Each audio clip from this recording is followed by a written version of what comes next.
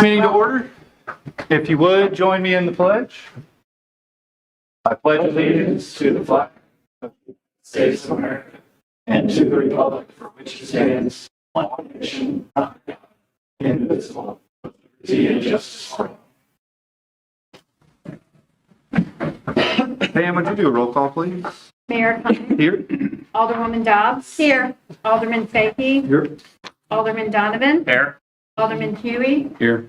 Alderman Eidman. Here. Alderman Ross. Here. Alderman Prince. Here. Alderman Steyer. Mayor, we have a quorum. Thank you very much.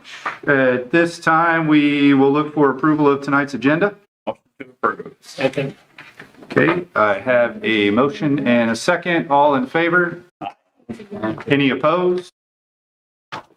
Okay, no presentation of works, but we do have a personal appearance tonight. We have Chip Marzuco with us, and he is going to give us a rundown of this year's Spring for Down Syndrome event.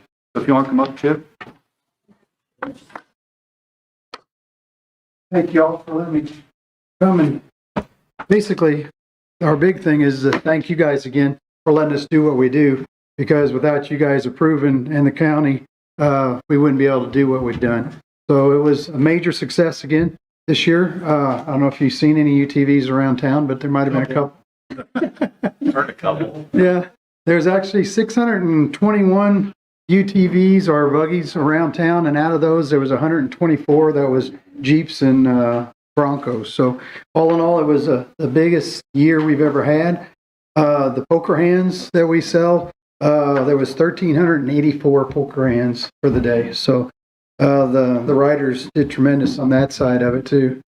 We did bring 40 campers in. Unfortunately, Pat, not any of them, I don't think, camped on yours this year, but I know there's about 3 or 4 that is from Illinois. They are coming over. They come over on Wednesday, and they found out about it after they had already set up, and that they're going to be planning on coming again next year. So really, we had campers from Wednesday through Sunday, and we had over 40 campers for the weekend. So that worked out really well too.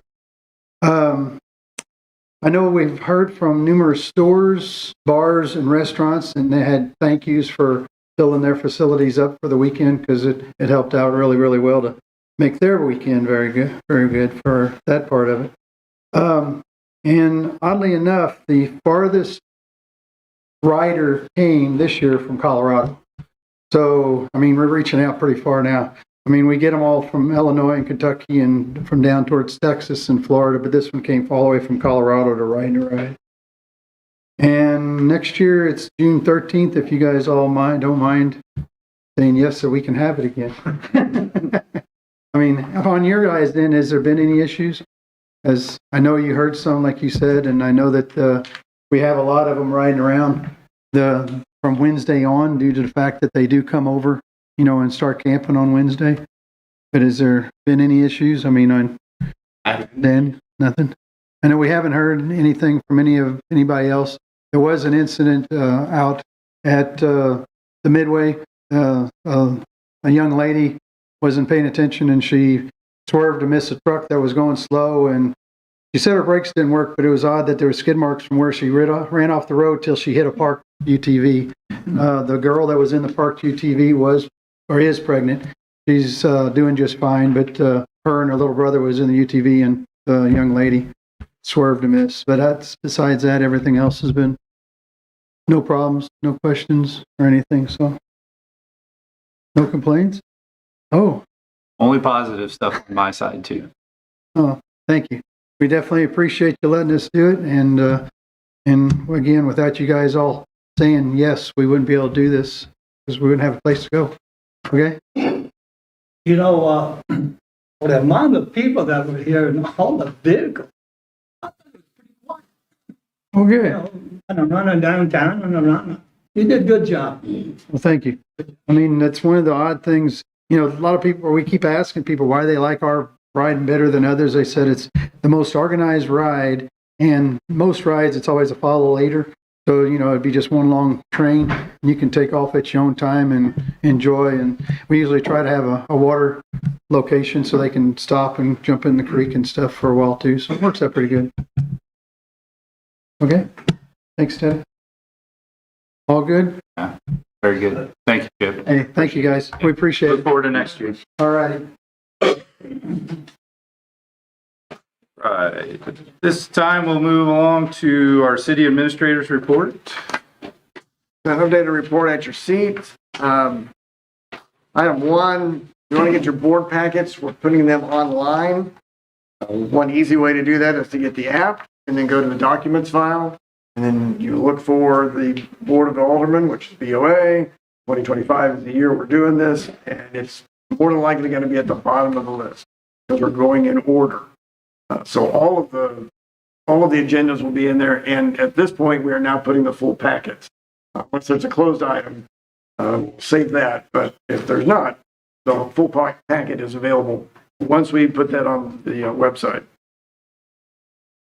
If you have your budget questionnaire filled out, you want to get that to us by next week so we can try to include that with our budget review. We'll be doing budgets middle of July. And then we'll be bringing capital improvement items, discussion with the board in August. You'll see a preliminary budget at the beginning of August. Then we'll have our meeting, and then we'll try to finalize that and have it ready to go first meeting in September. If you have any other questions about that, let me know. I have left a picture of a proposed sign to put behind the mayor. And it's not of his face.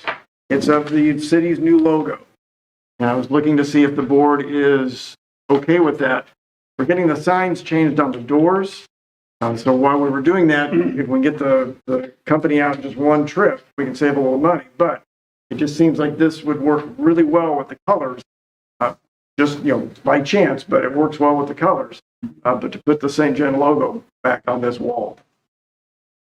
I think it'll look nice. I like it Make too. it look sharp. Okay. All right, we'll move forward on that. Is that just a smooth letter or is that a raised letter? It's a smooth letter, it's just vinyl. Yeah. I like it. Move sharp. I think it looks better without the script. That script, there's something special here. Hard to read the way it's written on all. This is just a little more civic and not advertising. Fair enough. Yeah. Yep. Asphalt paving downtown will wrap up Monday. I originally had Friday. They're going to do a little bit more tomorrow and then more on Monday.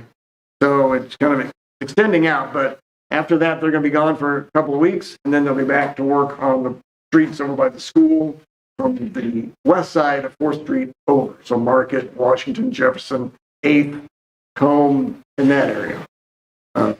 So they finished up with the milling. Once they come back, you'll see the milling machine back, and then they'll start getting ahead of what Bowman's is doing, and they'll be paving along. Also included in that, 9th Street has a stormwater issue. It's a significant cost. So I wanted to bring this to the board for your tacit approval. It will still come to you as a change order to approve, but will we spend $20,000 to improve the stormwater? Kind of figured we'd get into something on that street because of the size. We've talked to the neighbors about the street width opening up a little bit more than what it is currently, and that there's so much right of way that's available. But with the stormwater, we want to try to make sure we do it right. With the curbing, one of the issues is that with curbing, you need to have more depth so you can get the curb down. If you don't have that depth, then it can move. So that's one of the problems on the west side with this stormwater, this stormwater issue, is that we need to have more depth for that to then connect in with the existing pipe that goes in behind Audubon's, the Audubon apartments. Questions about that? With looking at the plans and stuff and watching them survey up there and all of the elevations, I just have a hard time. The engineer didn't pick this up. Those pipes were there, the elevations were there. Initially I thought we were going around some underground utilities and, it's just hard to imagine all the work they did up there in pre-planning and stuff. Something like this still pops up every time. You know, the one over here on 4th Street, the one pipe under the road, and nobody saw it. I just have a hard time with that. Very hard time with it. I think we pay an engineer to do a job, and it seems like they come up short. Well, the one on 4th Street I know was leaking. We didn't have a good read on that until we pulled the lid off of the container where all that goes to. So that's what caused us some issues on that. Yeah, but we have cameras and stuff that we put down sewer pipes and stuff like that. We could have, all they had to do was ask, and it could have been checked. They probably have cameras, but that's my opinion. You asked, right? Well, that's one, yeah. Right. Happy. You said with the curving, will there be a curving down that street then? Both sides. Both sides. Curved? Which is better for the asphalt because instead of breaking off. Right, it makes a good finished It'll edge. keep it, I yeah. agree. And what is the engineer's said about this? You're seeing what the engineer said. That's there. Yeah, this is the inspector, but this is through the engineer, the engineering, the construction engineering part of it. So the recommendation is to go with option 1. Can the contractor stay within this number? Will that be a different number? It should be within, they should have given us a pretty accurate, Should be a good number. but you don't know what you're going to hit until you hit it. Right. When you get into it. So that's what we're experiencing now, but that should be pretty close. I think they built a little bit of. I guess I'm just want to see another change order because Yeah. again, Well, and we have approved one change order up there in that there were the inlets were just street inlets. We've approved curb inlets, like you'll see on Portage Street, because if we go with just the straight inlets, the regular inlets with the boxes, there won't be enough cover on the top, and the curb will probably break. So let's just make it all steel, metal, whatever, and butt up against it, and then you'll be a much better situation. So that was about $3,000. are those made in a way like the ones that the steel 32 where the bicycles can go over them safely? Yeah. It would be that type. Okay.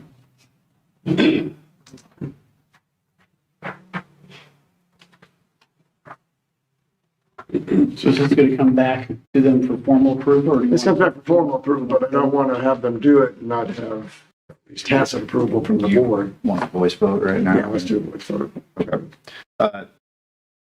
So we're just going to take a quick voice vote on the change order that you should have at your seat there. We do need a motion for that, or do we? Yeah, motion. I'll make a motion to go with option 1 as proposed. Okay.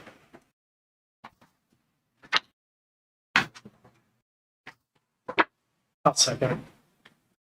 Okay, so the motion on the table is to proceed with change order option number 1. We do have a motion and a second. All in favor? Any Reluctantly, aye. Any opposed? Okay. that works.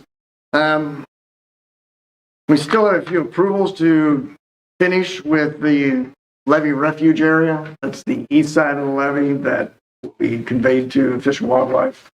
So there's a few things that got hung up with their attorneys. We're waiting for that. There's one more inspection that needs to be done. I think that's going to be done. It's either been done this week or next week. Once that's finished, then it goes back to the levee commission to sign it. So we're getting there. And in your packet, well, part of what we have coming up tonight, you will see some insurance approvals with first and second readings. Our insurance renews July 1st. So you'll see, that's the reason we have the first and seconds in there, is because we have to get that approved before so we can get everything signed and get it going as of next Tuesday, or we don't have our liability casualty insurance. So I forgot to do a report, put that ahead of that, so I wanted to let you know what you'll be seeing coming up. And if you got any other questions about it, I can answer it then. So happy back for 6 and stuff. I mean, we're turning over total ownership of that property. Yeah. Yeah, so there's an area that's been partitioned off, about 157 acres. Right. So where the lake is, we keep that. Around that, out to the river is what will be dedicated to the Fish and Wildlife. So is there anything in there? I mean, you know, you hear of all the government cuts and everything that are taking place. Is there anything, what happens to this in the event? I mean, does it come back to us, or is it just a lost cause? Or It ends up being part of the refuge. I mean, they're trying to develop a whole refuge area up and down the right, middle I Mississippi. understand that, but I mean, no guarantees. It's just gone. Is this going to affect the levee district's borrow area if they need to make future repairs to levee? No, they made sure to keep the area that had been specified as the borrow area, which is kind of a lake now. So So we never know, we might need some dirt. that was one of the things we worked through with Levy District 3, and we have access to that property without having to worry about crossing property lines. Anything else? And you had this in. Oh, yeah, sorry. So we didn't have that out last time. If you want, that's what the business cards look like. You have the little demo. So if you want business cards, Alderman Ross, Alderman Alderman Prince have asked for them. If you want them, let me know. Mayor. Okay. Good. Just let us know. All right. Any other questions? Okay, thank you. We'll move along tonight to staff reports. First up, we have police report, chief, but we don't have chief. Nope, you got the corporal. All right, fair enough, we'll take it. Hey, I'll start with introducing one of our new hires, Slayton Harris in the back here. He came here from Bismarck. He worked there for 6 months. He's 21. So that's exciting to me. Getting young guys in this job is exciting. Otherwise, that was the only thing on this I saw that you guys might want to know. Otherwise, you should all have a copy if you have any questions. I'll try my best to answer.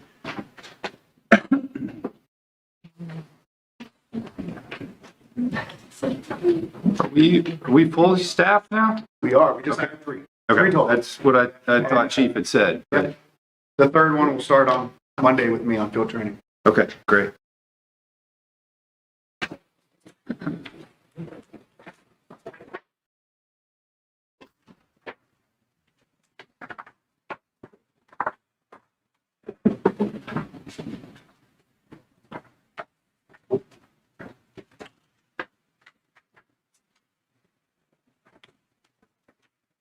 Any questions regarding the police report?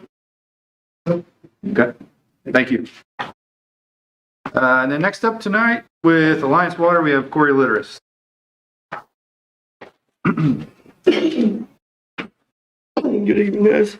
You have a copy of my report in front of you. A few other things I'd like to touch base on is next week we'll be doing concrete out in Valley Springs. We'll do the exposed aggregate pour down there at Merchant, the common grounds. That was we're tearing out the natural bed that just things to break. Doing the 4th Street Bridge sidewalk out here. We got it cut, cleaned it up. It'll be ready to go. We're going to do some water ties up on 9th Street before they overlay there's 5 houses that we need to take over to the existing PVC water line. And Hinkley Park Trail, that is beginning, and we'll be getting screenings. Looks like Monday or Tuesday to finish that up. The edge will be going in Monday. So as soon as that's done, the screens will be going in. Guys, any questions or anything?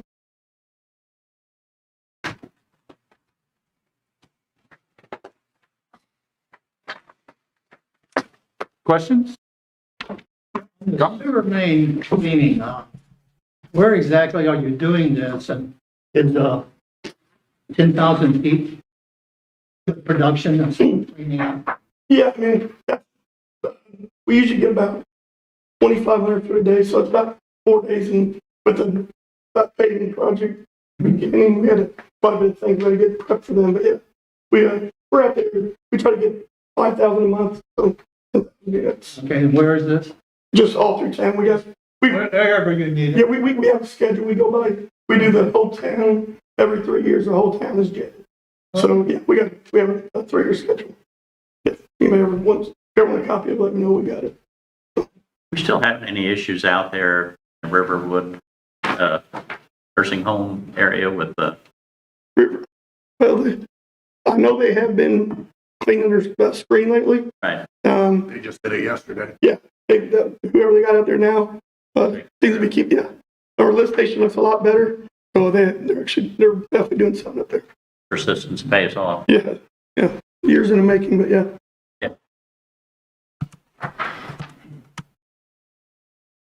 We've got an item on the work session. Are you going to be able to stick around for the? Yes, sir. Yeah. Well, I'd like to thank Corey and crew and the city and everything for all the work they did at filling in the potholes. And I see the places there on 4th Street crossing the city hall and the bridge. That's been filled in with asphalt now, so you don't have the bumps. I can't take credit for that, but Bowman, they had their milling machine and they were able to mill around that. Then so yeah, it's a lot nicer. All right. I think there's nothing else. Thanks, Corey. At this time, we will open up the floor to public comment. Any public comment out there?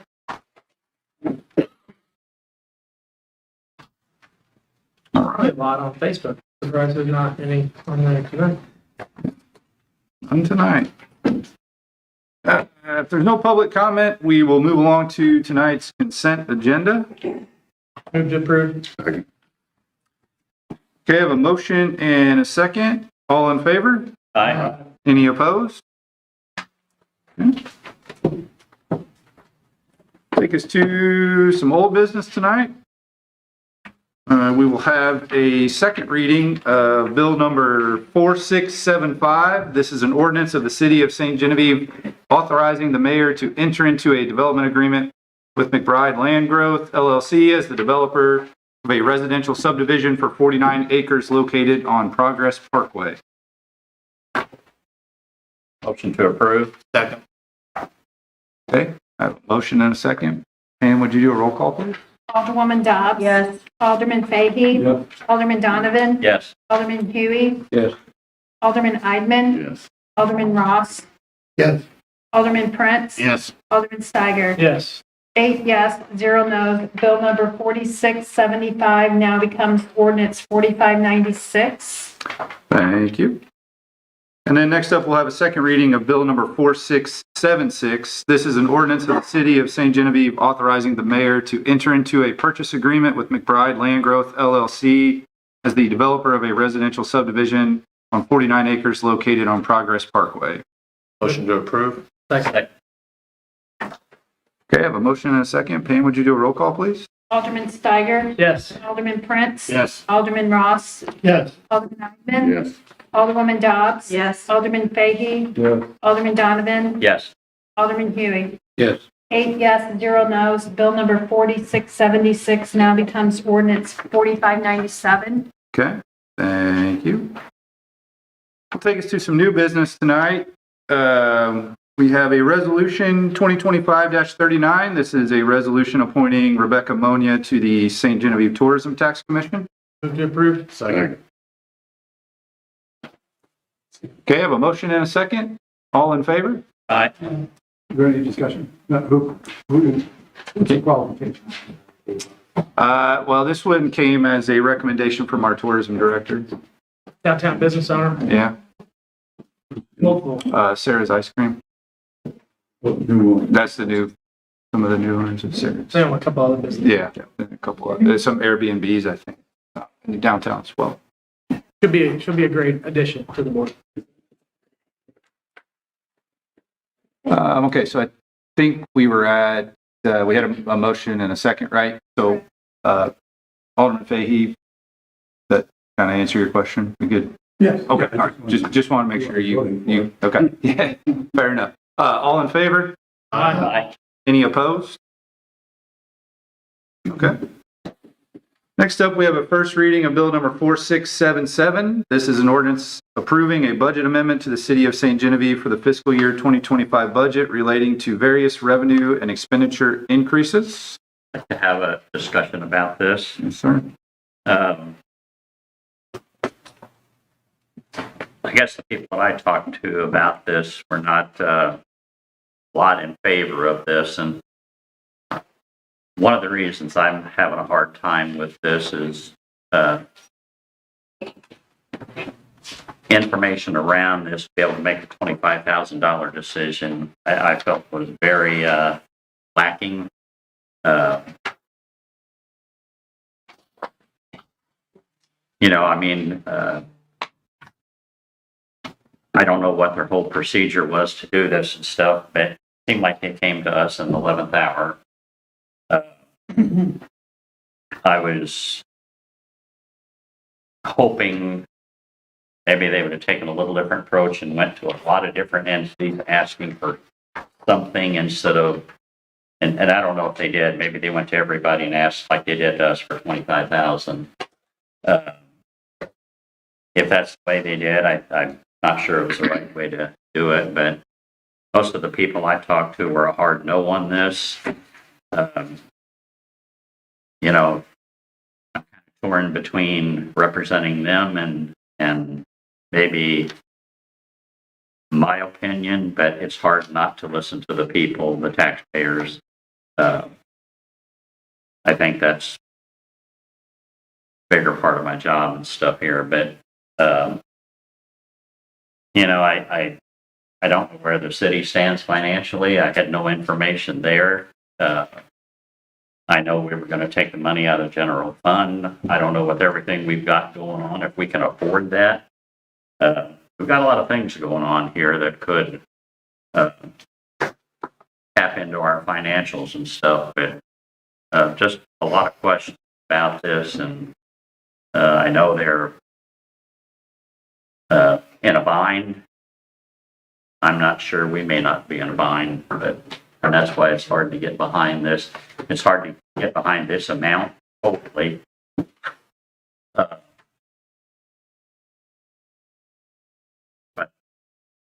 I'm one of 8, and that's my opinion. Claire, I agree with Alderman Donovan. It seemed like it was a rush job. It kind of caught me off, as far as what they were wanting.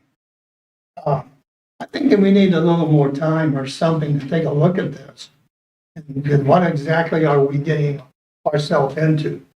And where are the other people in the county that depend on the ferry or need the ferry to run? But if you look at their track record in the past, I mean, it was down a lot of times. And it's just a difficult job keeping the ferry running. So that's my 2 cents worth. One of the concerns, or actually I've heard it several times, is that, we just went through with water and sewer increases. We just a couple of years ago, we passed a ordinance or a tax proposition on the police department because we couldn't afford it. We keep raising everything on the taxpayers, and the few that I've talked to, they said if you've got an extra 25 grand, that it should be returned back to the taxpayers, because they're, we're hitting them right and left with all these increases, the street improvement, all that. I mean, they just, we ask them to support us, and they have supported us with the bond issues and the votes that they had, and then we turn around and act like we have money to give out, and we don't. That's not ours.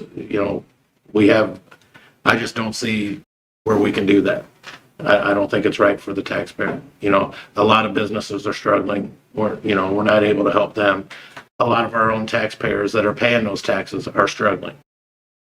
To fund another struggling entity when we're struggling ourselves, and the people that are paying into that are struggling themselves, they're totally against it. And I have to represent that. Happy, one of the things, and I have a hard time, was just lack of information. I mean, I heard a couple numbers. I heard they have a $40,000 insurance payment coming up here soon. I heard 70% of the people crossing that ferry are tourists. 70% of what? is it 70% of 50, 100, 500, 1,000? You know, head count makes a difference to make a financial decision over, because that's what we're doing. We're making a financial decision. You know, it's always questionable, you know, does it pay back? I understand that. You have to take chances. You know, but it's just lack of information was one of my biggest concerns. And if I have to vote, I don't know that I can support $25,000, maybe a lesser amount. You know, I know they put it to us that, well, maybe we don't need the whole thing. Have concerns about that because if you write a blank check, it usually gets spent. And I mean, there's some people here tonight and stuff looking for our help. You know, I just don't know where. Not to mention the 20,000 change order we just approved 10 minutes ago. I don't know. You know, and I have a long history with that ferry and stuff. My dad piloted the old ferry for years. You know, this is a tough one, but based off of the information, it's going to be hard for me to approve, but I'm only one of 8. People I talk to, like the 70% of people are in favor of the ferry. Ferry is an important part of the tourism revenue stream. As presented, if it's not going to close down for a month, in theory, we're potentially talking about it being closed and gone forever. It's going to be auctioned and part sold, and there will be no ferry. So that's why I think it is worth the investment. That's the kind of money that comes back. This isn't $25,000 into a sewer hole. This is $25,000 to keep us viable as a tourism center, which is an important part of revenue for these businesses that are struggling. Well, they're struggling. The fewer tourists we heard, I can guarantee you, they only struggle more and more. I think it's a reasonable amount of money for a one-time expenditure to keep this afloat. There's even more talk in the Illinois Senate now about the major contribution from Illinois. Part of the reason Illinois has been funded is that Missouri's $88,000 actually comes from the federal government as a support as being the home registry of the ferry. So I think for all of that, it is worth this investment one time to try and save the ferry. So I think we're going to be a poor town in many ways without it. And I think they would have had those numbers, Bob, if there's something that you needed some more information on. I think it's available. Justin would have supplied it to us, or. But I wasn't the one asking for the money. You know, they should have brought that to the table. I mean, anytime you ask for something, you should have your ducks in order and bring it to the table and stuff. But I think they gave us a presentation, as you know, and I don't think they were trying to hide stuff. So I think they were totally transparent. I don't think they were trying to hide anything at all. I don't distrust their numbers. I think, you know, it's about affordability and it's about the taxpayers' approval.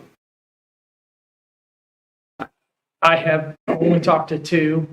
They were business owners, so maybe their view is different than others. So I don't know, but of course, they were in favor of keeping it, knowing that this is a one-time shot.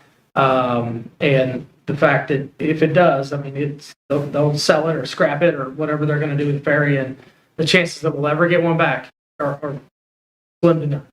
So I hate to operate out of fear, but I think this is one where I'd be pretty comfortable making this decision. And it was up to that 25,000. They're working every angle they can to make this thing happen. And that's what I wasn't super confident over, that they were working every angle, you know, but Give an update yesterday. You know, if it was $10,000, I'd say yes. $25,000 In the meeting, if you wanted to. I might have to flip a coin here to see how I want to vote. Just didn't want to put it on the spot. Yeah. You know, and I think from ward to ward, you're going to get a different opinion. You know, the different wards that don't have as much tourism in them is going to be different than the wards who do. And I respect that. But Well, our tourism director is advocating pretty hard for it. And I think that's part of this as well. And I've heard talk, from Aaron. I like what Aaron's doing. I think he is our best representative that we've had in that job in a long time. And I think he's doing a decent job and stuff. I also know that I've heard that he's going to come back to us and ask for more funding and stuff. And I like to support that based off of the results I've seen so far. But, like I said, if this was just everybody given some, it would be a lot easier. But just to come down to just the city, and I think the Illinois thing, I mean, they haven't at this point. I'm sure they've been approached. I think that's a long shot, maybe. I don't know if that's the right term to use, but I hope they do. They're getting a little bit of movement.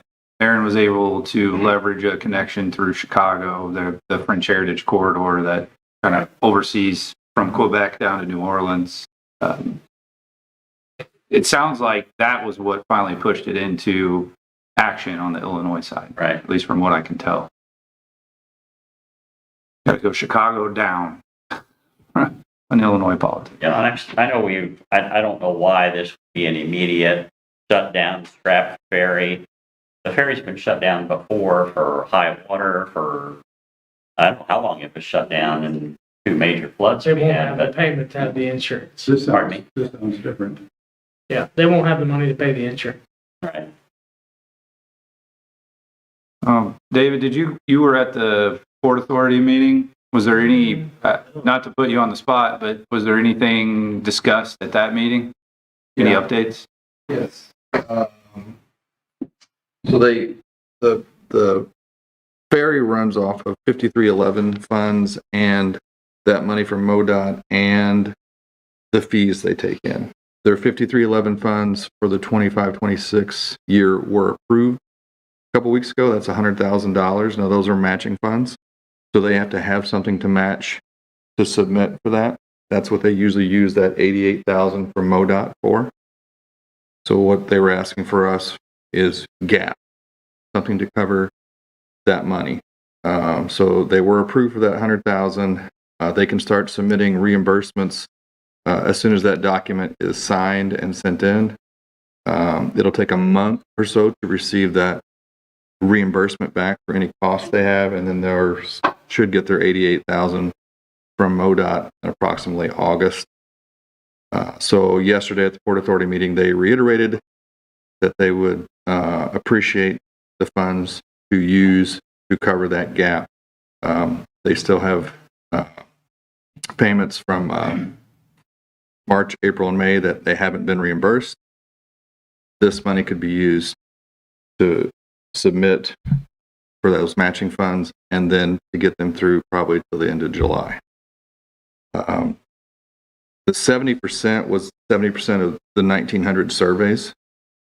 So I can't do that quick math, but it's about 1,400. 1,900 surveyed, that was passengers or people they asked? It was 1,900 surveys. Yeah. They did ask Missouri for more money. They asked the state of Illinois for more money, St. John County, and Randolph County. And both of the counties were no. St. John County was a no. Randolph County was a no. That was based on their belief that the ferry was privately owned. Aaron did some due diligence. The ferry is not privately owned. It's owned by the Port Authority. It's privately operated. I don't know anything about the Port Authority at all and stuff. So does the Port Authority generate any revenue other than the ferry? Well, they operate the port also. But revenue, I don't know. Yeah. I can give you, this is their approved budget for the 25-26 year, if you want to look at it. But I didn't study their financials. Dave, get you right. They need the 25,000 to bridge over to get the 100,000. So they've been approved for a $100,000 matching grant. They need that 25 to match Right, so if they have a $1,400 gas bill, diesel bill, and they submit it, as long as they can pay $700, they pay $700. They don't have any funds to pay that right now. Okay. So if this money doesn't come to them, then they'll probably shut down. I don't know. That'll be up to them. Permanently, 2 weeks, 4 weeks. Once they get to 100,000, the possibility they might pay, is that the 25,000? I believe he said 2 weeks ago there is not a possibility. Okay, they don't want to pay it back. If they use the money for the bridge. This, sorry, if the state of Illinois contributes, I think that was a. Those are maybe port, they have those are more port funds than they authority. ever had. Those would be questions for them. I kind of like the payback, but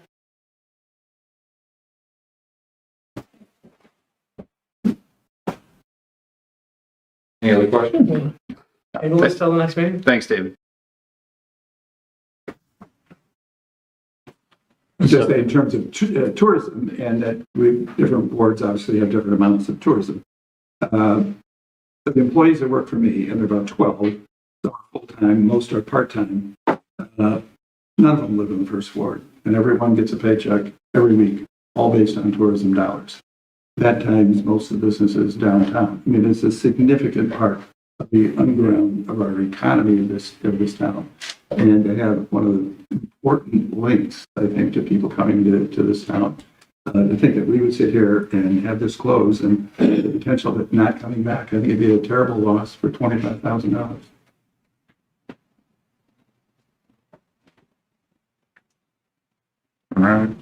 so I guess I don't understand why it has to be a close and it ain't coming back. Well, the problem with that is that they're going to spend this money and they're going to use that as the match for the federal grant. So you can't, they're going to spend it.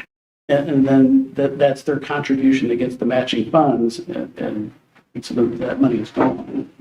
Now, whether or not you can come to some agreement after the fact, if they get some windfall, that'd be up to them and you all at the future date. But I don't think I don't think they can structure it in a way where that there's some ability for them to, or requirement that they pay it back, because it's going to be required to be spent to get the matching funds.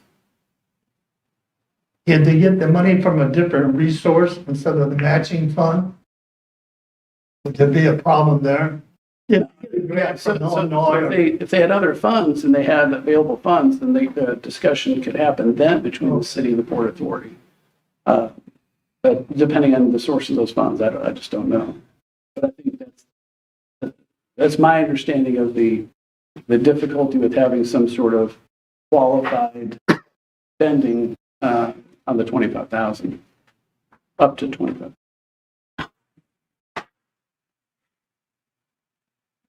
So we have to vote all or nothing. Well, the ordinance at this point is just to do a budget amendment. Right. That's allocated so that I can, when they send whatever requests they have, then I can spend it out of the capital projects. But, I mean, that was what they're estimating. Top end, that's what they're estimating they're going to need as a carryover.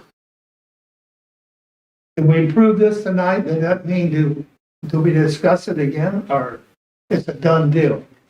You You're authorizing a budget expenditure, and then you're trusting your administration to appropriate those funds appropriately up to $25,000, which is the budget amount. But there's not going to be a contractual obligation to pay this money over if if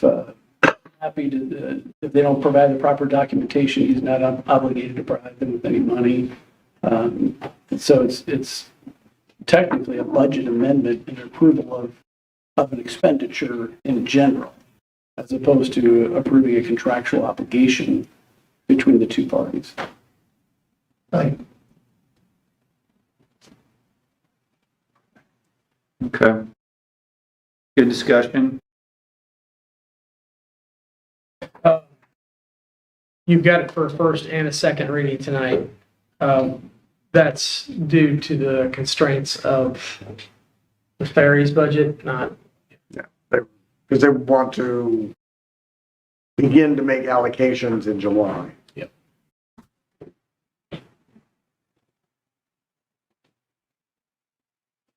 Happy, can you communicate to us each meeting, what we've given them?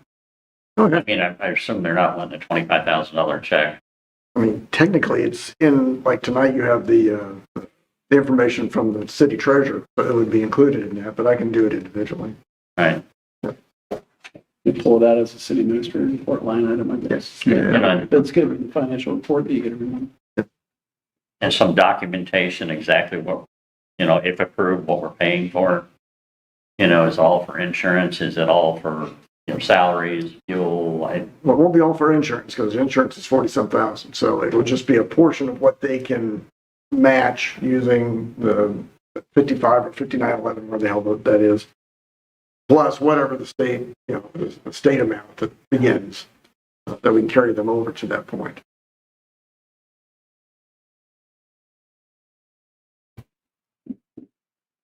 $188,000 is a lot to lose. I don't know if we have to have both readings tonight. I mean, if we can wait for maybe a second reading on July 10th on our first meeting in July too. I think that would still give them enough time and maybe get some more input from the rest of us. Maybe they'll come up with some other donations. We can hustle through a first and a second reading on July 10th between now and then too. So I won't be voting for the second reading tonight. So I'll just let everyone know that. But that's where my vote stands. I'll probably approve the first reading, but I probably won't approve the second. I was wondering about that. You don't want to table it? Not if we've got some time till the 10th. We got some, I don't think we need to table the whole thing. I think we can have the first reading tonight. And then have some more, maybe have somebody here from, It'd be Jeremy Tans again from the Regional Planning Commission. at the next, July 10th, and maybe that's a better update. Well, and I talked to Jeremy Tuesday, so what David presented tonight was the latest. I mean, that was the information. If you want something specific, please let me know. I can tell him to bring that to the next meeting to present.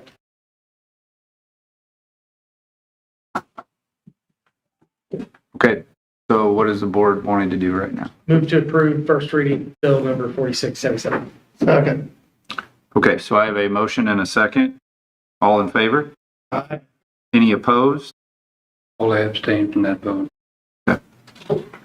Reluctantly, yes. Reluctantly, Yes, vote. yes, vote. Okay. Enthusiastically approved. And basically, based off Alderman Beatty's information, I appreciate your. All right. Is there a motion for second reading or? I think we should have a second. Just table it? You're making the motion. You, Somebody's got to make a motion or, no, it's on the agenda for first and second reading, so Shall we do it first? you don't have to, but somebody makes a motion. So make a motion that we vote on a second reading. okay. I have a motion for a second reading of bill number 4677.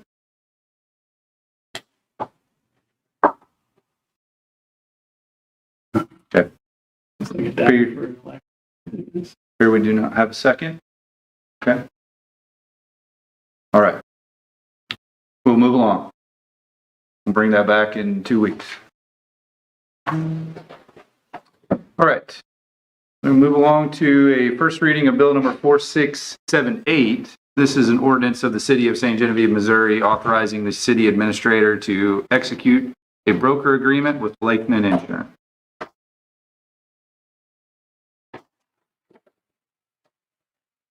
Since we have no choice, motion to approve.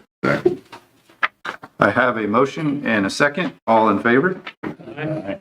Any opposed? Okay. Do I have a motion for a second reading? Motion for a second reading of bill number 4678. Second. Discussion. Yes. Why, I mean, we knew our insurance was going to be up in July. And so why did we get to this point where we have to have two readings tonight? This is Lincoln. This is the broker that the city has as our insurance carrier. Sure. They went out for quotes from a number of companies and didn't bring it to us until July 17th. Oh, I'm sorry, June 17th. Typical of the insurance companies, they don't get back with you. They wait till the last minute.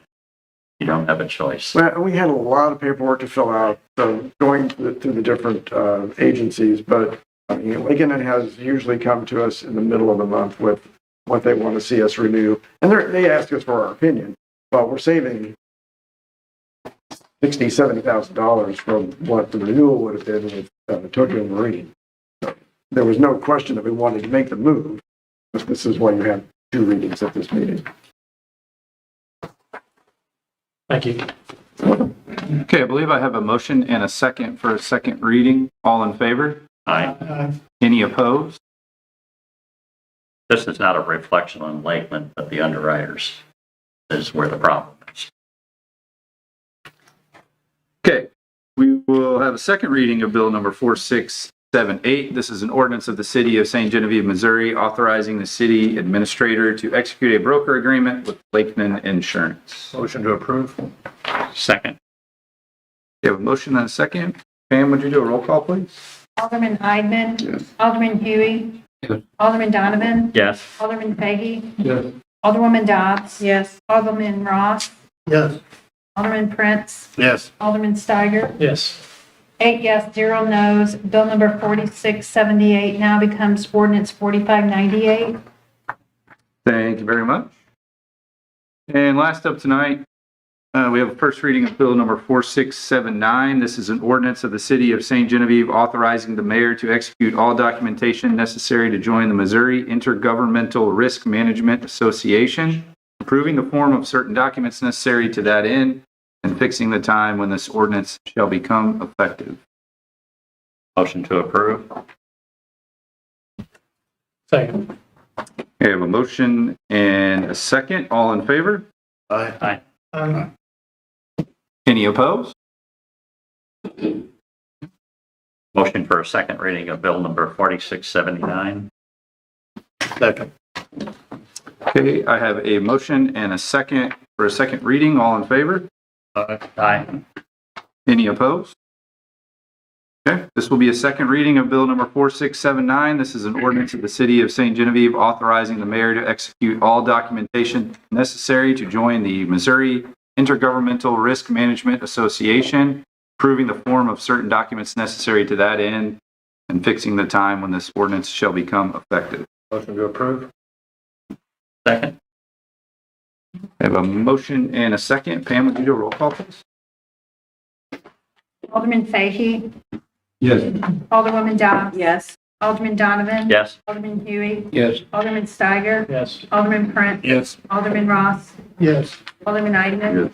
8 yes, 0 no's. Bill number 4679 now becomes ordinance 4599. Thank you very much. That will conclude the business on our agenda. Anything else to discuss at this time? Okay. If not, we will adjourn and move into work session. Thank you all. Work session to order. At this time, I'm looking for approval of tonight's work session agenda. Motion to approve. Second. Okay, I have a motion and a second. All in favor? Aye. Any opposed? Okay. Work session item number 1. We submitted the claim for the 3 sewer backup claims. I believe they were all denied. Should have some information as part of your packet, I think, that went out. You want to expand, Happy? Mr. James is here. Ms. Etherton is here. She's on Zoom. So the request was that we send that to insurance for their review. They then went through and talked to the claimants. They also talked to us about what we do to maintain the system. After their review, they denied that. I mean, it's just kind of simple. You do see the damage that was done. You have multiple pictures in there, depending upon the address. Also copies of the denial that was from Tokyo Marine. It was requested that if they did turn it down, that they be allowed to come back and plead their case to the board. Because in the past, the board has made payment for the damages that were done when we had a rain event. So this is kind of culminating that request. This is almost as hard as the ferry thing. I still don't understand why we're getting so much stormwater in that part of our sewer system. Well, that's my question, Joe. Have we ever really identified, I mean, do we have houses out there with gutters attached to the sewer? Where's the real problem out there? And we need to fix the real problem and stuff. We can pay money and that's a Band-Aid because it's going to happen again if we don't fix And the we problem. put check valves, and check valves, you can't really trust check valves. Yeah, I don't know about check valves and stuff, but I want to know what the problem is. We should take steps towards fixing the problem permanently. I'm sure these people, are okay with getting their money, but I think they want to know it's not going to happen again. And until we fix it permanently, maybe you can't fix them all, but I don't know. I want to know what the problem is. I said that the last time we met about this, and I don't have anything to, hard to make the decision off of that and I think we owe it to the people to fix the problem. Can we bring Alliance up here and Because they walked the line, double check it. We also did this, I believe it was 2015, 2016, the issue came up. And Alliance did a number of things in that neighborhood, try to find the problem, make the repairs that were necessary. I mean, we've done this a couple of times and we have not located the source. I mean, I think what everybody's looking at is what is that source of water? I don't know. As much as I question engineers and stuff, and their ability and stuff, and it's not that I don't trust, Alliance and stuff either, but there's a problem somewhere because we're getting stormwater in our sewer. So maybe. Well, okay, so going that point base, that carries all of industrial, going in progress at backlift station, community center. In 17, that's when I started Lines. We had a problem, and Mr. James would have problems with water. And we were walking all lines, and I found like a 32-inch piece of pipe that's broken in detention base. Barely under. And we went up there and checked all that stuff. Everything is good up there as of now. So it's got to be, I don't know if it's something behind the plaza, because there's a bunch of detention and big pipes back there. But physically, us camera above the jail and everything looks good from what we can get.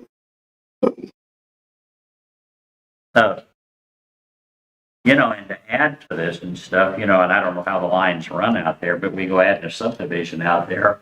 Is this going to multiply the problem? That's going to tie into that same line. So, they're going to have retention basins put in out on the new development, so it shouldn't really affect it much. Yeah, but you're going to be paving out there. You're going to be adding water, rooftops, pavement. There's going to be more water running into the sinkhole out there. Where's it stop?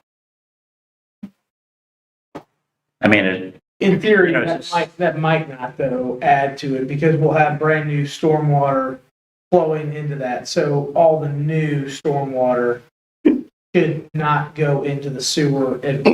Right, and the sinkhole and everything will get it, but it won't be. So in theory, we'll have a separate sewer and a separate stormwater system out there in the new development, and they shouldn't cause more of a problem at point base now. Guaranteed?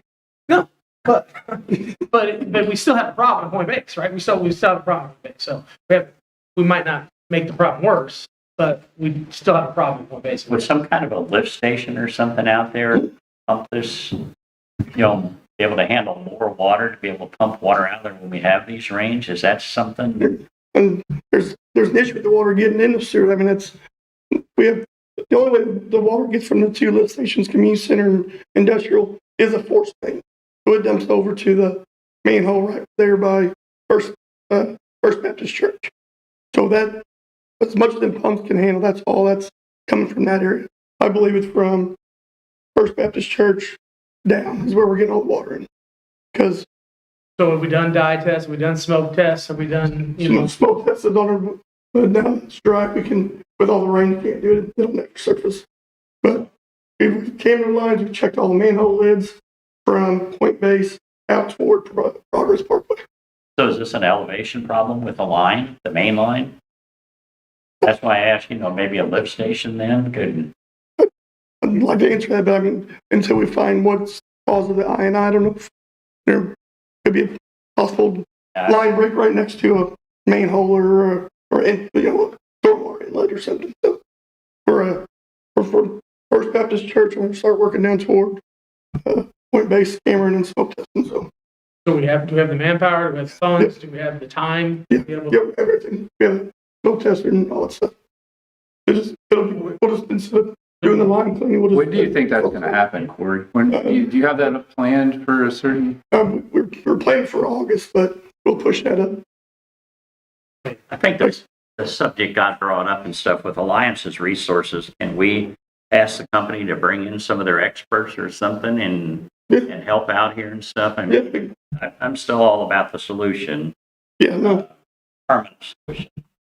I can send an email once I'm done here. Yeah, let's get them in here. Let's get, I think August is fine. I don't think you need to. Hopefully July should be hopefully dry, but yeah. Yes, the drier the better, because we're going to actually hit 3rd Street going up toward North Gabourey Creek as well, because I think we have some issues there. So that's going to be a whole focus there. Now, those lines in that area, you've typically jetted those more often, don't you? The sewer lines? We're over Point Base? Yes. Yeah, because of the jail, and then M Road is just a flat line, so we do it monthly, but yeah, that subdivision gets hit quite a bit just because of McDonald's, Mexican restaurant, and everything. Do they have grease traps? Yeah, but servicing them, yeah.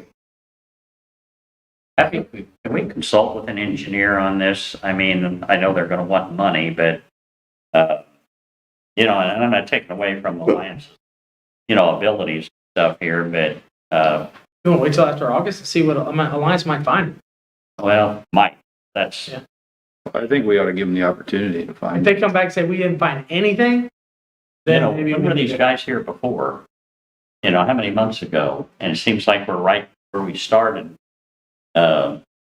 Started from, but anyhow, I upset enough. Corey, about how many gallons of stormwater do you think it takes to overrun that sewer? 100,000 gallons, 50,000 gallons? A 6-inch line, 8-inch line is what I'm saying. That would overwhelm that sewer. I'll have to sit and do some math on this. Well, what I'm saying, you said you saw a 4-inch line or something like that. That's not enough water to overwhelm that sewer, another 4-inch line. I mean, just one 4-inch line, no, but I mean, if there's any gutters or anything. What I'm saying is, surely we can find some, if we've got a 10-inch hole in that system, let them. Yeah. The smoke testing, it'll show that. Or if we hit the sanitary sewer, and also we got smoke rolling out of the storm's water inlet, then we know definitely getting over there. Have you pinpointed where people are having problems? I mean, years ago, it was people along that ravine, or what do you call it, between the two streets. They were having problems. Now it sounds like they're having problems right there across from the shopping center. Yeah, right there, Point Bases. Yeah. Is anybody else having problems, or just that area having problems? Miss Etherton, Mr. James, I think Miss Winston had a backup before, which is Are they all on in the there. same area? Does your maintenance, ain't there a house between you and Tracy? She didn't get it, so it hit one house, missed one, and hit another one, and I don't know about Miss Winston. And then also, the Point Base Apartments. St. John Manor. St. John Manor, sorry, thank you. And that's across the street. Yeah, that's it, and they got It's it, the area where they're having the problem, yeah, so, not the whole. yeah, 3 places, I guess, over there as of right now. Yeah. That's got it too. So, It's Herb Pro over there. okay, so 3 out of 4 houses along their line in St. John Manor. you know, I've gone out there when it rained really hard, and there's a lot of water coming off of that pavement of the shopping center. And it's gushing down those drains over there on the other side of the street. So, I mean, I don't know, that's seeming to me there's something going on over there. Yeah, well, All the water just coming off the shopping center. yeah, And there might be a break there or something. we'll smoke test there first for sure and see if we can pinpoint anything or. Is there a retention basin underneath the parking lot behind Tractor Supply? Well, it's supposed to be, I've never seen it, Because, I mean, for years, the people that cleaned the plaza with the little street sweeper, I watched them many, many times as, you know, when they fill up, they'd go over to a drain and they would just dump it in there. That's how they emptied their. Yeah. That retention basin, underground retention basin's gotta be full of something, and it's not doing its job, which I think is a separate issue than what St. John Manor's having. I think these 3 are related. It may be 2 different things, but it could be, I think the shopping center, because AutoZone floods every time it rains. And it's coming up back through the storm sewers. and I can do some research, but I'm pretty sure Bowman has to go ahead and put that in back there. And so I can get a hold of Bradderson out there and see if we get, Job Yeah. for the most part. double check there for sure. Can they camera that, or how would they inspect it, see if it's still full? Yeah, we'd have to contact the owner and get permission, I don't know. How would that fall, do you know if that? Mr. Goldenberg owns the plaza, thank you. Yeah. Would the plaza had to put that in, that detention basin, that's? Yeah. Okay. So it'd be their responsibility to make sure it's still clean. How do we ensure that that's meeting stormwater requirements? I mean, it would have been sized when it was put in. Yeah. But then if it backfills with sediment,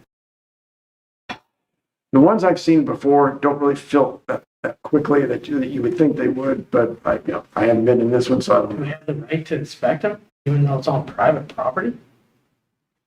I mean, we can ask the property owner if we can take a look, or if they'll take a look and clean it out. How that Because it may do them some benefit as well, since he owns that and St. John Manor.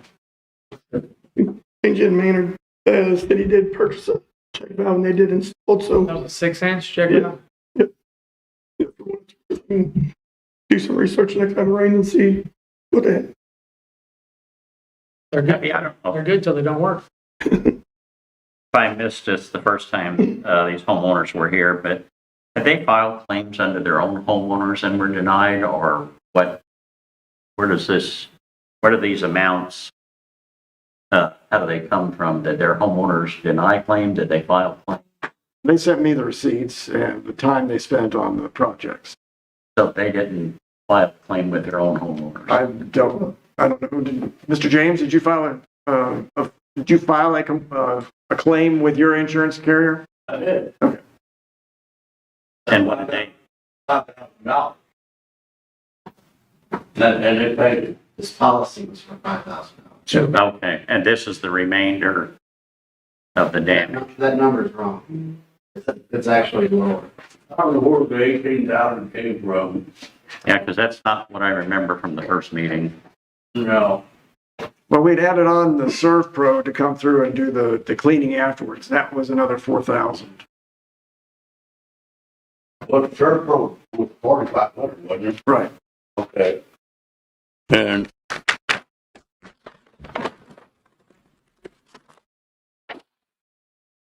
my expenses was $6,057.95. That was what my loss of the stuff downstairs and the labor to repair everything. And then the Serve Pro bill was $4,609.70, and which I come up with $10,667.65.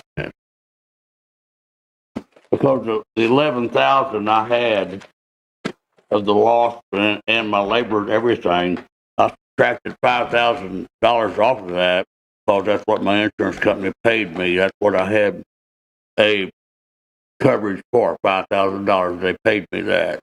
So that left a balance of $6,057.95. And then Serve Pro was $4,609.70 for a total of $10,667.65.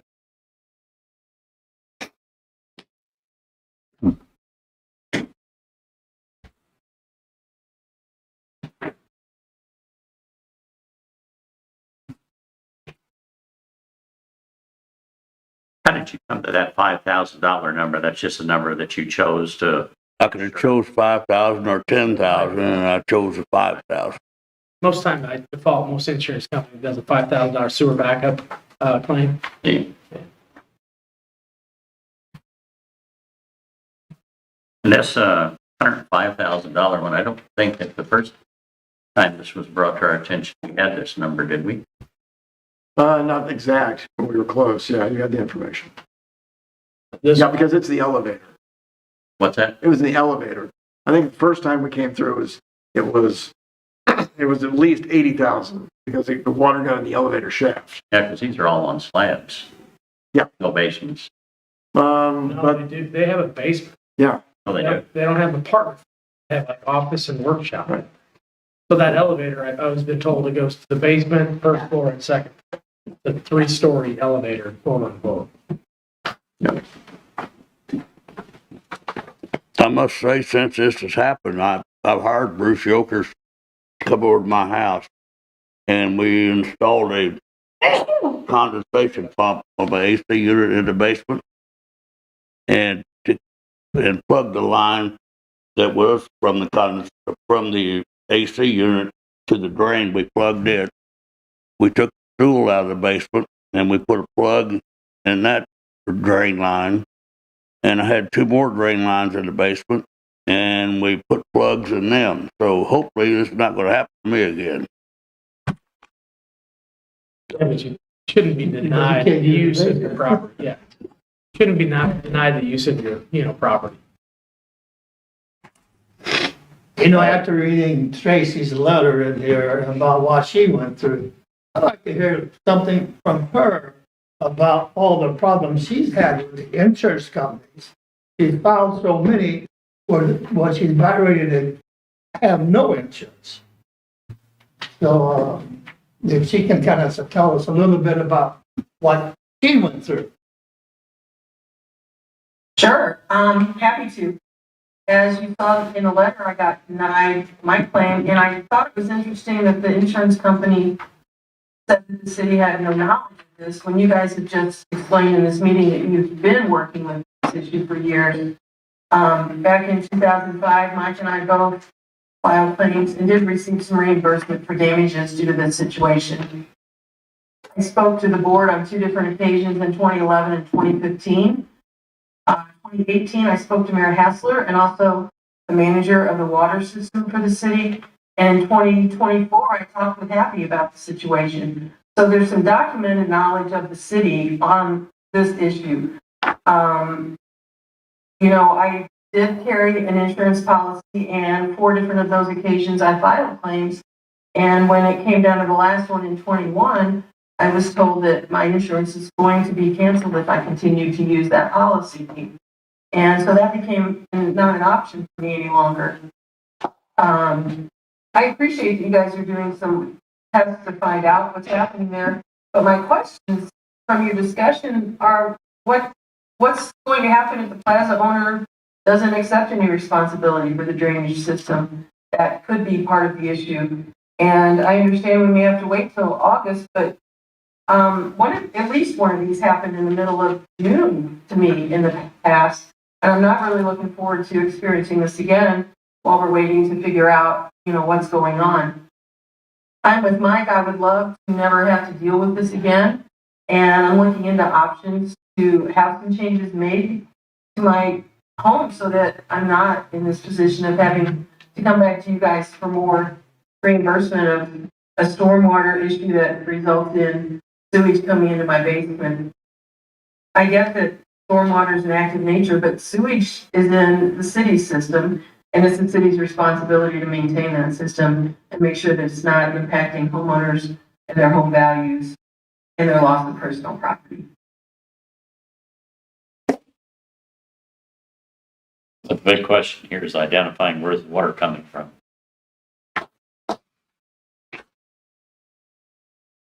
Chlorine, it could be coming from anywhere, right?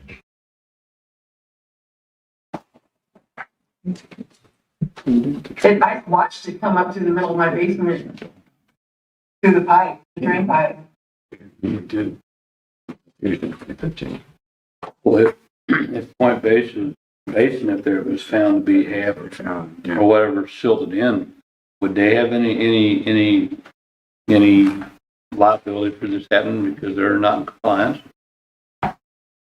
Or anything we can? You're asking an insurance question that I can't understand. I'm just curious if that's filled up and not working, are they required to maintain that? I mean, they're required to maintain it. I mean, to keep it at maximum capacity, that's what I'm saying. Right. If it's found it's not, then are they then at fault for this there? The question is, in this case, is what's in that detention basin getting into our sewer main? The sewer mains are separate, whole separate systems, so it should be where they're sealed, and one is not affecting the other. Right. Whether it's full or not, it shouldn't be affecting the other. But if it's overflowing, it's downstream like Joe over there and other places, but adding extra pressure because it's not working. But it would be above ground. It wouldn't be, it should be separate because we have a sealed system. So at that time that was put in, I guess that was done under some kind of regulation or I'm sure an engineer, somebody had to say that tank. Isn't that a 10,000 gallon tank? I'm not aware. Oh, I think it's bigger than that. That number, what's that? I think it's bigger than that. I don't know. There was a number floating around at one point, but I think it's like 100 now. yeah, or maybe. But again, it shouldn't be that water. That shouldn't be the issue. There's a hole in our sewer system. And that's taking on yeah, storm. that's taking on. It should be two separate systems. Yeah. That's the problem. So if the plaza's internal stormwater detention basin is clogged up, fine. That's a whole nother issue. But we got to figure out why there's water getting in our sewer system. Well, you're assuming that it's in the sewer main. If it's in any of the laterals going to any one of the houses, there could be one house out there. There could be 2 or 3 houses that, we have to identify the problem and fix it. But I just think we need to pull out all the stops, find out what's going on, bring in alliances, bring in whoever we need to find out where the problem is, and no holds barred. Let's get it done. Is there anything the city can do? Like Tracy said, it might be July, August or something before somebody comes out and looks at it. Then it's going to be September, October. It can be a long, drawn-out process. Is there anything the city can do that can help them? Like Tracy, she spent a lot of money and everything. I don't know if we can help them.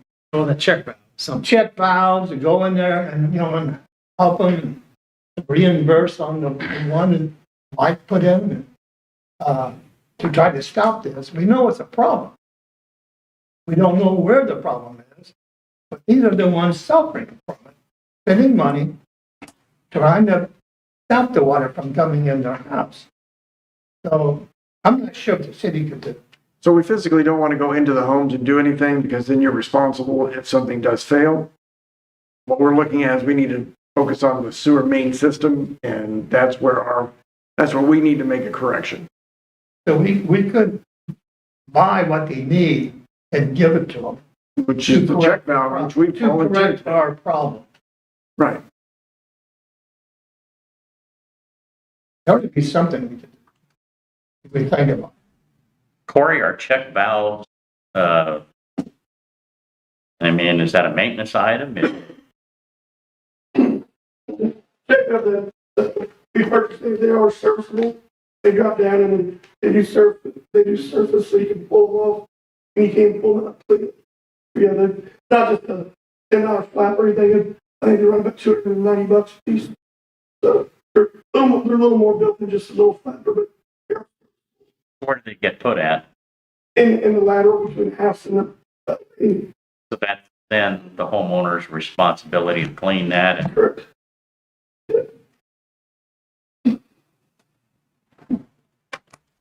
For those check out, they put it too. If there is high water, obviously can't use too much water because it's not going to, overtake the pressure of the main. So when you're getting mildew of the laundry, you don't know. I mean, you might plug your basement some of your own water, but I mean, that is another just a thing to think about. is that a realistic thing that a homeowner can do? I mean, I'm not familiar with them. You're going to, you have to get a plumber out there.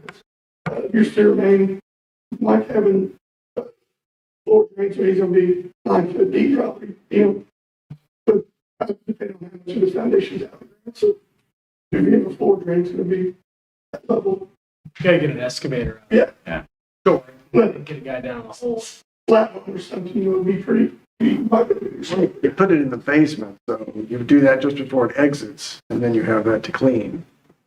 And you have it accessible at that point because it's not buried. And we've done that for a couple customers at other places already. We've given several.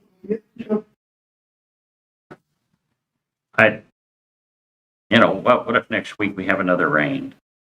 We're back here again and stuff, but I think we should make a commitment to these homeowners, period of time.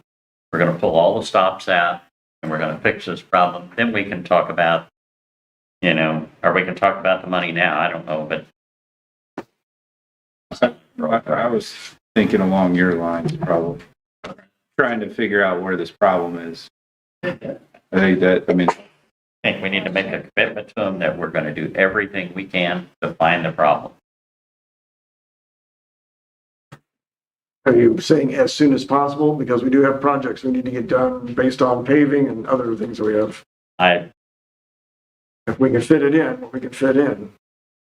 Because we haven't seen any issues when we're cammering, when we're cleaning the sewers. But that's, that would be the first clue is if you saw a break, if you saw something that didn't look right, then you would know that it needed to be corrected. And we haven't seen anything like that. Right. So yeah, we can get the smoke tested. We've got to take it to the next level then.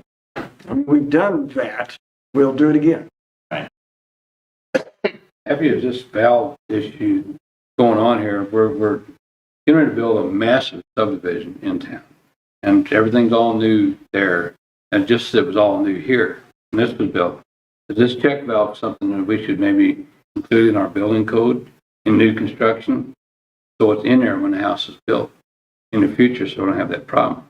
Usually you do that if you've got elevations below, like the base flood elevation. I don't believe the subdivision has a base flood elevation issue. It isn't in the floodplain. That's usually where you're going to see that because you know that you're going to have flooding issues potentially that could get into the system. Well, I get generally you don't include base is not in the floodplain either. Right. All I'm saying it's a small expense now going in, as Corey explained.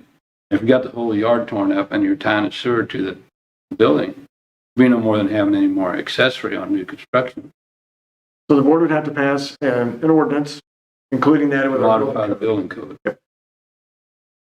Now I'm saying in the future that wouldn't, it's all in all the houses as new construction comes in, is part of our code. Right. Just throwing that out there. Right. I'd rather spend $500 on my new house, this whole piece of insurance in here, than ever have to worry about it. That's just my take.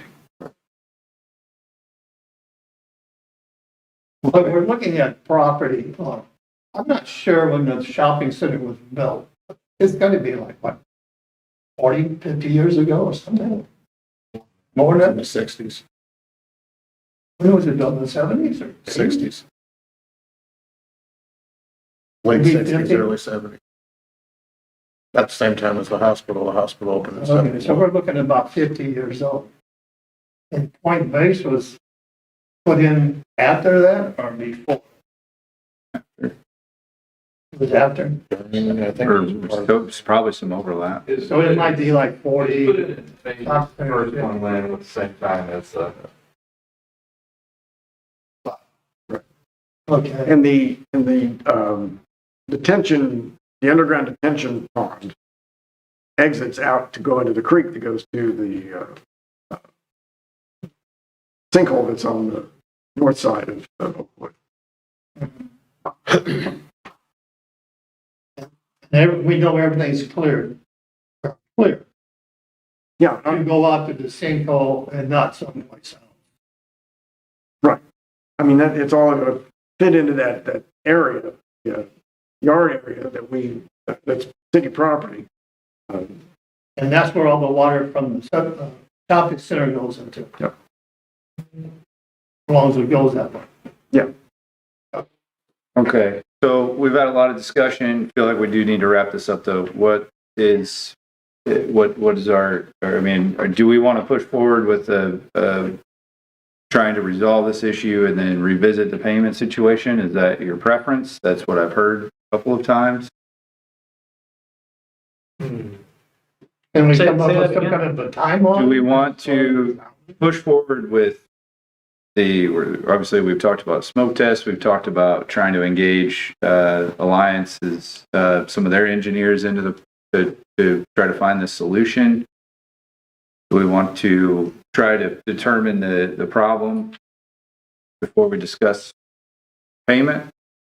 Or you want to discuss payment? Because that's what's on the table tonight is the payment, Well- not anything else. I'd like to talk about payment tonight, but my question is, Well, let's talk about it. my question is their response. I don't agree with their response. Tracy even brought that up in her statement earlier. It says in the absence of liability on behalf of the city, and it says that we didn't know about it, and we said that the main was clear. Well, the main might have been clear, but there's another I&I problem we have someplace in our sewer system, and we know it. So what they're saying on here is not true. We did know about it. In a roundabout way, I mean. In a very, very Well, I mean, hang on. physical, because When we, the last time this happened, I know Hassler and Steve Wilson took charge of it, and that's when they did the smoke testing and found the small broken piece, correct? So at that time, we assumed that was the problem. Yeah, they can't put the picture, but. So, and that was supposed to be the smoking gun. So as far as any additional problem or still thinking that there was a problem, we didn't know there was until it happened again. So it's not that report is wrong. We thought we had it fixed. And come to find out that was only part of the problem and they're still getting water. And However, I talked to Happy in November when I had the last issue.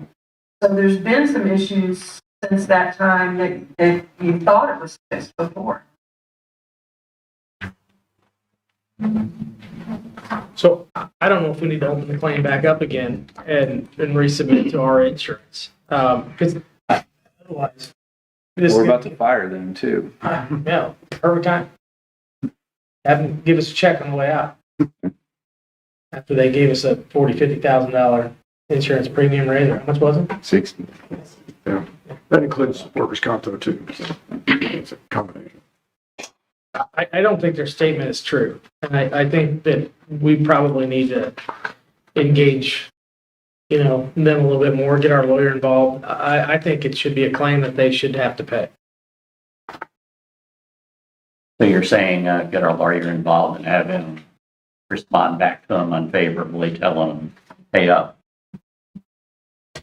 That's that's movement, you know. I think that would be a great idea. Would they meet with did they discuss with the property owners? The person that responded to the request? By phone.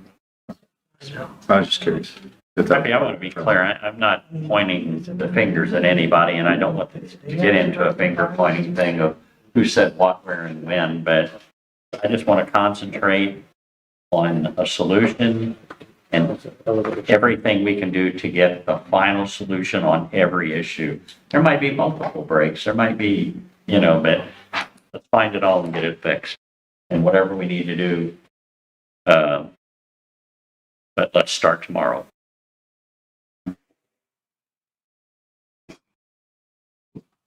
Is that, Do we have to do each one separate as far as the finance part? And as far as finding where the problem is? Can we do it together? And like Bob said, Joel said about the insurance company. Can we pursue that and also concentrate on trying to find the problem? we can work on both things at once. This should be something we should be like tomorrow.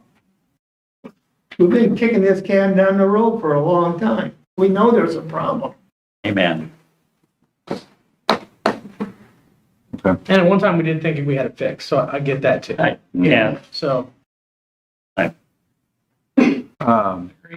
So Miss Etherton and Mr. James, are you okay with getting you sit tight a little bit longer while we try to go back to the insurance company and figure out a way to get a solution for this? It's your guys' call. Yeah. I think You can bear with us another couple months? Sure. That's probably going Tracy, do you think you can bear with us a couple more months? Yeah, I sure hope we don't get another good rain between now and then. So do we. Yeah. Okay. Do you want one of those check valves, Tracy?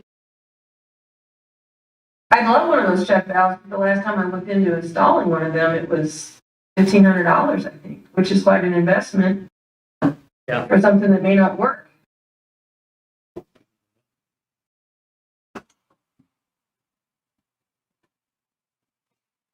Happy, is that something we can talk to an engineer about and get a professional opinion on the check valve thing?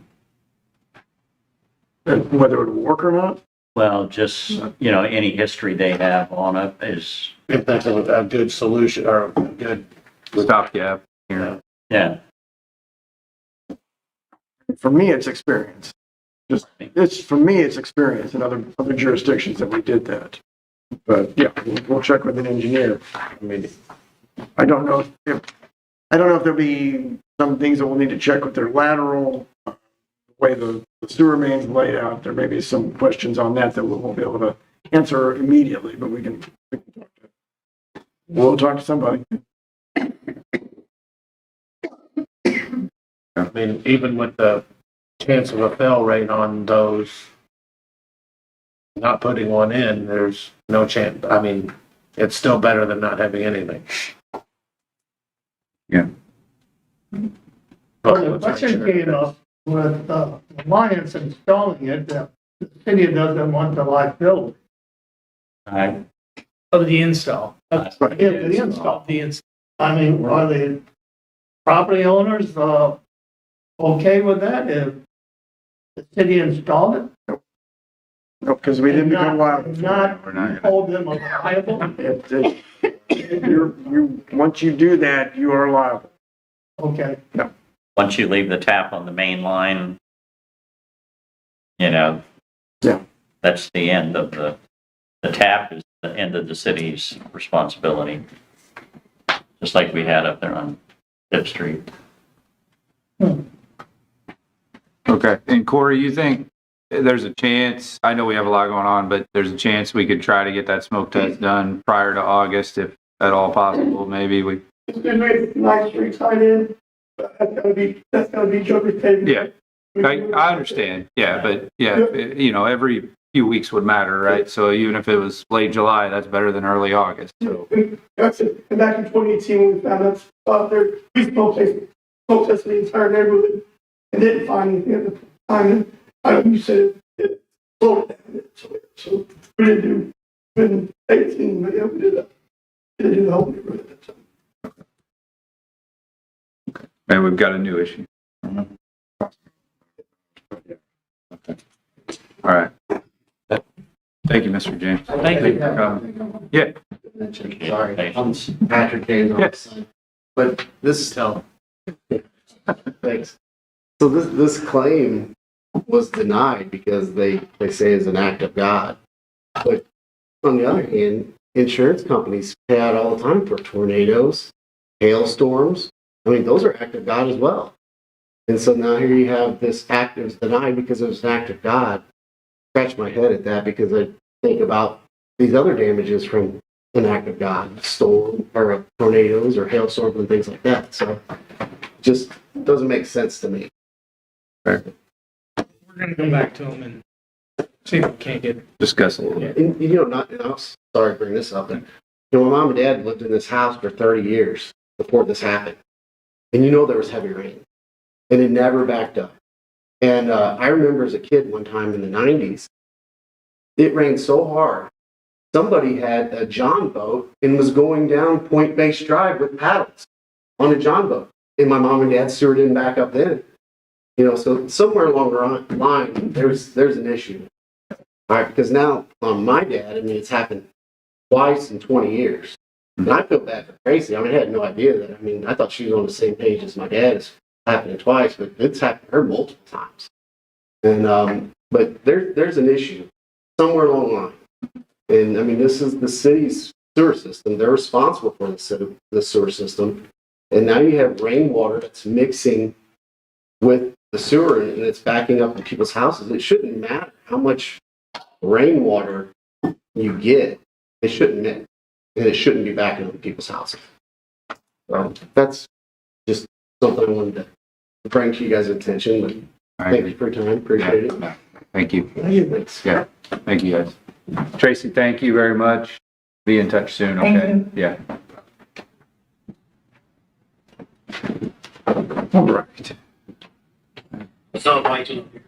All right. Work session agenda item number 2 is an expansion of the school zone. This was a discussion that we had several weeks ago to try to deter speeding in some certain areas. So we had discussed possibly increasing the fines in a designated area. I think that's what this is about, correct? Yes. Okay. Exactly. As a potential solution to try to deter some speeding. This was originally brought up, Mr. Brownie on 5th Street, and then we did the traffic study. You guys probably recall all that. So this was just a creative solution other than, the speed humps, which I think we all kind of shied away from those, given that street's pretty tight and other logistical concerns. So this was another potential solution that might deter some speeding there. One concern I had with it is we're addressing one school area and not the other. We need to look at both before we do something. Well, Do they have they come to us? there's some that come around down Jefferson and Out Chadwell Lane like a rocket. well, that's still St. John, but there's traffic issues around the other valley also that should be marked or dedicated as a school zone that these changes would apply to too. And I don't see those marked on the map. Well, we don't have any school zones at this point or valley. So we didn't include that because of that fact. We can include that. Yeah. Cool. I think it needs to be expanded, to both areas and stuff. But, I'm not interested in the fines so much. It's just getting the people to slow down. And I don't know now that our police force is up to full. I think you got to make a deterrent. If you don't have. If you enforce it, and then if you increase the fine and you alert school district and you maybe double down with some increased enforcement, early on in the school year, you might deter some. I know if I went home with a speeding ticket like that, I know depending on what the fine is set at, but obviously this is going to be an increased fine. If I went home with a ticket like that when I was 16 years old, I know what that conversation would have been like. And it's not going to be a zero tolerance thing. I mean, the police will still have discretion to write a warning, and then after X amount of warnings, then they get their fine. I mean, it's not going to be we're just going to ticket. I mean, they still have the discretion to issue a warning and I don't want a more stair-stepping fine or just pop $250 and stuff, but. Well, I will tell you what's going to happen if something isn't done. There's going to be a kid or something to get run over and get killed because they're racing down my street. They're literally pulling up my street. I agree with you. This doesn't address that problem. This doesn't address that problem. Yeah. Doesn't address If you hit Robert him- Street. It doesn't address If you hit- Terrapin. I know. It doesn't address Leahy.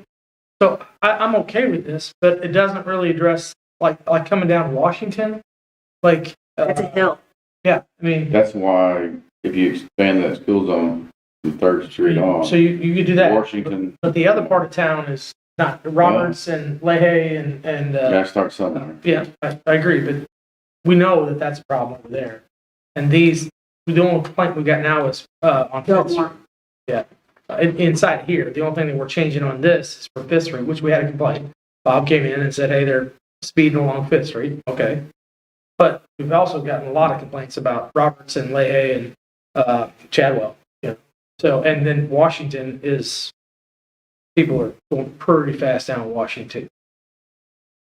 Are there any limitations? Has to be limitations? within a certain distance from a school too. You can't put a school zone anywhere there's not a school. I mean, Right. so Chadwell and them may be out of that school zone You got the football requirement. field right there. It doesn't really say anything about a certain distance away on that. Now, there's technically nothing in state statute. However, I mean, if you're going to raise that fine, then you better make sure you're within a reasonable distance of the school. You can't just put it out wherever. And Ridgeway is okay. We don't have a problem along Ridgeway because Ridgeway it seemed like I don't know. Oh, there's too many cars up there, of an evening at 3 o'clock for anybody to go too fast and stuff. Well, could a solution be to get with the school and ask them, like, where's the boundary lines of the kids that actually have to walk to school? Because in my opinion, if they have to walk exactly, that extends a little bit further than what is on this map. So if these kids are supposed to walk to school, like if they have to, because they do, then should that school zone be to that boundary line? There you go. I mean, it would be a little bit more extended. I mean, those kids have to walk. Well, and the reason They the have no map, bus. the reason the map was drawn like this is it was in a response to a need in a certain area. This was addressing that concern. So that's why it's looking like this. If we would like to take it back to do the map in a different way, we can, if it feels like that's the feedback. Is this something that's time definite from, say, 7 in the morning till 4 in the evening, or just all the time? We probably, no, it'd be when school's in session. Yeah, it would be. Because I looked at that survey, actually, we just discussed it last night, me and my friend there, and a lot of that gross speeding was going at 6 o'clock in the morning. Right. So this wouldn't fix that at all. Right. But your highest time was 7 to, between 7 and 3. Yeah.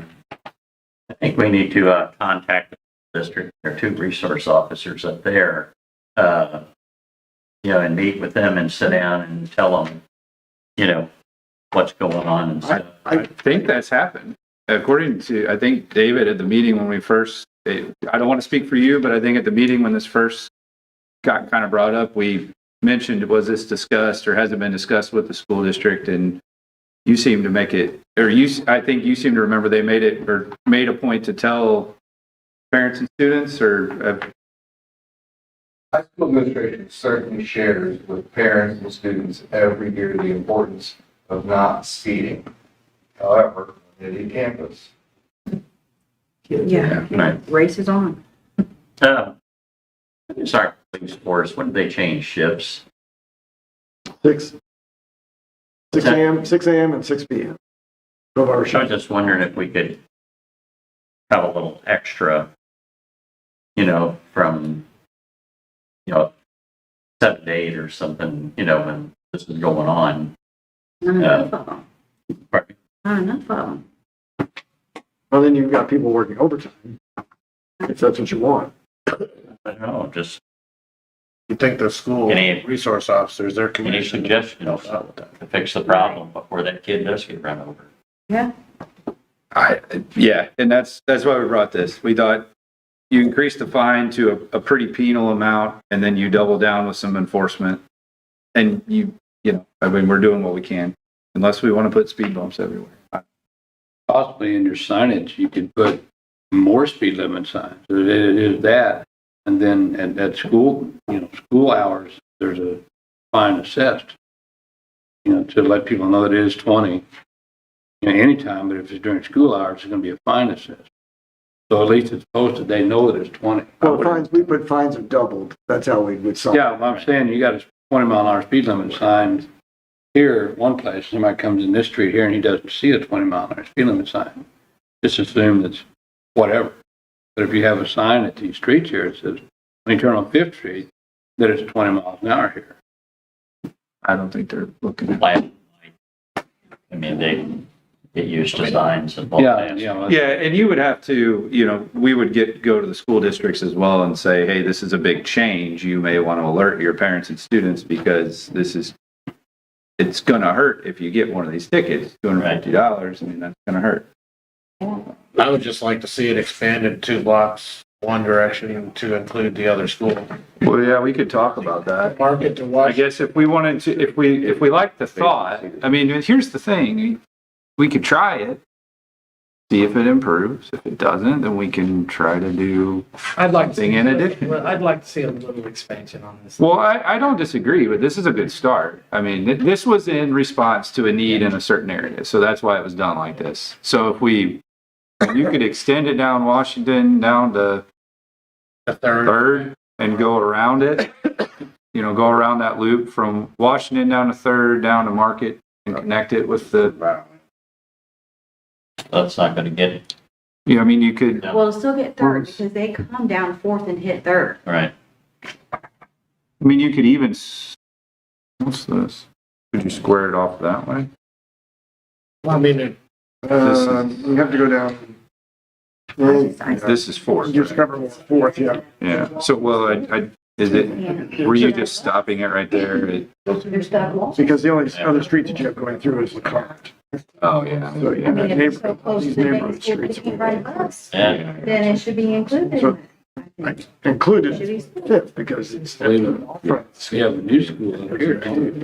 Yeah. I think that's gonna Okay, so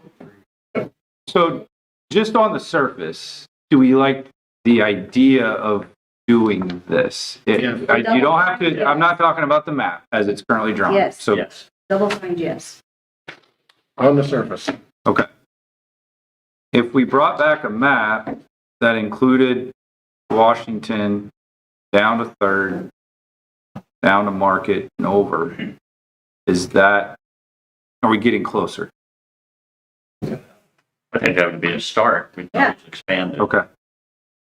Is the I think signage we gonna need be to- like they have them when you're going north to Bloomsdale and the school? You mean they're on The 61 when light you? comes on and let you know that they're Oh. releasing school, you slow down. School zone ahead. No, I don't think so. I don't think they'll do that there. Yeah. It's all those streets that have 2 or 3 blocks without a stop sign.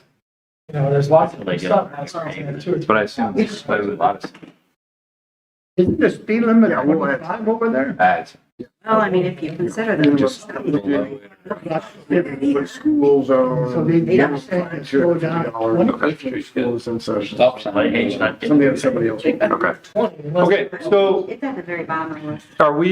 if we bring back this map with a different revised map here, at this point, I just wanted to make sure that this is a path we even wanted to go on. Because if we looked at it and we said, we don't like the idea, then we'll move on to something else. But if we like the idea, then we can just shore up the map here and try to get it encompass a little bit wider area, get both schools covered, maybe address the hill on Washington, which I agree, probably needs to be put in there.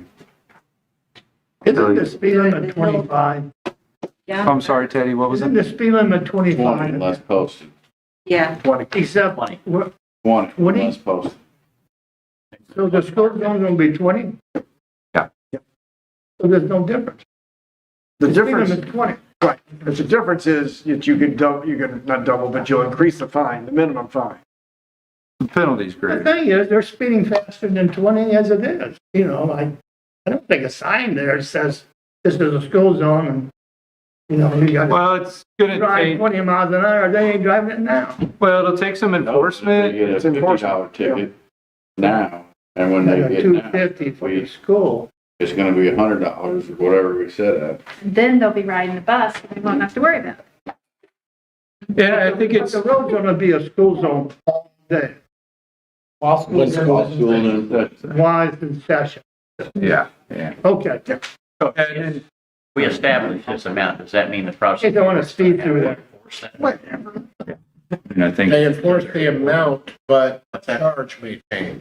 So the prosecutor's got authority to change the charge, so it's a non-moving violation. Right. But he usually keeps the fine either the same, or he's got the power to double it in exchange for do something.